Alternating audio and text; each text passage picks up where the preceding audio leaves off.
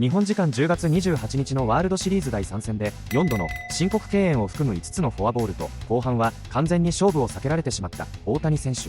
この作戦についてエンゼルス時代の恩師ジョー・マドン元監督が見解を述べているので字幕付きで紹介していく。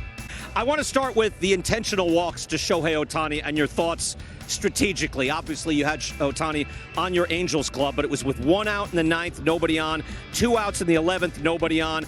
Now, the 2 outs in the 13th with a man on third, I get, but then they walked Betts next. Here are all the situations. And then it was 1 out in the 15th, nobody on. So that's a lot where it's nobody on. Let's just put him on first base, even though that is the game-ending potential run. Your thoughts? Well, he was already in scoring position when he was at home plate, so I kind of get that. It's no different than when we faced Barry Bonds in 2002. When you get a guy that's that locked in at that ballpark, 7 at-bats in a row, he did some kind of damage. I have no issue with that because you have to understand he is in scoring position in the batter's box. It's not like he has to be at first base to be in scoring position. So I think they've seen enough. I mean, the Blue Jays saw enough.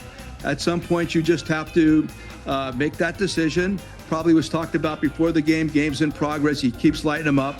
And they finally said, that's it. We're not going to pitch them to him anymore if we don't have to. So he was in scoring position. So I'm fine with them walking him right there. Okay, how about in the 13th? 2 outs, man on third. They walk Ohtani intentionally. They then intentionally walk Betts, loading the bases. Joe, it's happened enough already in this postseason. You walk a guy to load the bases. You're putting an inordinate amount of pressure on the pitcher. They did it. They got away with it. But they were getting to Freddie Freeman. Your thoughts on that one?